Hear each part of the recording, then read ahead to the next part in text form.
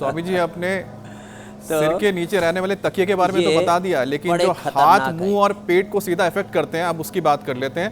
वो है स्वामी जी वो स्पंज जिससे हम गंदे बर्तन धोते हैं, लेकिन शायद हमें पता ही नहीं है कि वो जिससे गंदे बर्तन धोए जाते हैं वो कितना गंदा है। अब स्टडी तो ये बताती है कि इनमें बहुत सारी बैक्टीरियाज होती हैं और उसमें एक दो नहीं बल्कि कई तरह के बैक्टीरिया पाए जाते हैं, जिसका असर भी लंग्स पर पड़ता है। खासकर जो बुजुर्ग है या फिर एस्थमा के मरीज हैं उनके लिए बड़ा खतरनाक होता है। स्वामी जब स्पंज का क्या करें, किससे आप बर्तन धोएं?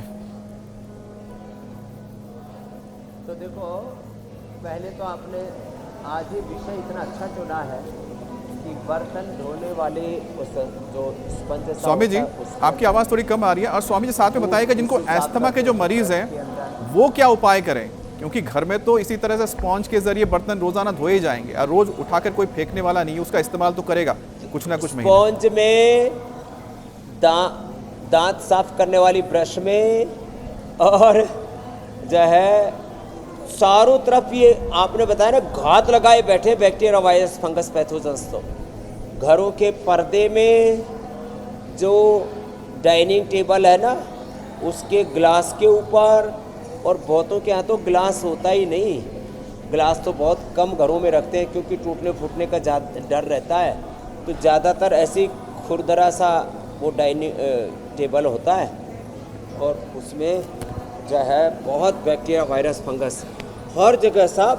जूतों में, सॉक्स में, जुराब में सब जगह ये बैक्टीरिया, वायरस, फंगस। तो कुछ तो रुमाल भी ना ये भी कोई दिन में धोते हैं। अब हमारा तो रोज़ धुलता है, इसलिए कोई दिक्कत नहीं है, हम तो ऐसे मुंह साफ कर ले रहे। और साहब हमारे गांव में एक जो है जो बाल काटने वाले नाई हैं, तो हम उसको ताऊ कहते थे, नाम तो हम भूल गए। मैंने पूछा गाँव के कुछ बड़ों से, भाई ताऊ का कभी कोट धुलता हुआ देखा क्या? बोले जी नहीं। अब वो पूज्य माता जी बैठे, उनको पता होगा, उनका नाम यद्यपि, लेकिन मैंने कभी पूछा नहीं। तो बड़ों ने बताया कि भाई 20-25 साल तो हमें हो गए इसके कोट इसने धोया ही नहीं, और 15 साल हमें हो गए तो उसका ताऊ का कोट। मैंने पूछा एक दिन ऐसे मजाक में, मैंने कहा ताऊ कोट क्यों नहीं धोता? सर्दी के दिसंबर जनवरी की बात थी। बोले कोट धोते ही तो इसकी सारी गर्मी निकल जाएगी। कोट धोया ही